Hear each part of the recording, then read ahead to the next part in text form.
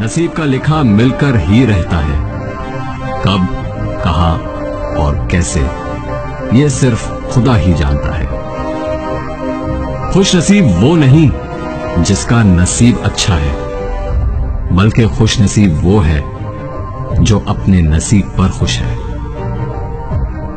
3 रिश्ते बेनकाब हो जाते हैं, बुढ़ापे में औलाद, मुसीबत में दोस्त और गुर्बत में बीवी। कदर करनी है तो जिंदगी में करो, चेहरे से कफन उठाते वक्त तो नफरत करने वाले भी रो पड़ते हैं। अच्छे होते हैं बुरे लोग, क्योंकि वो अच्छा होने का दावा नहीं करते।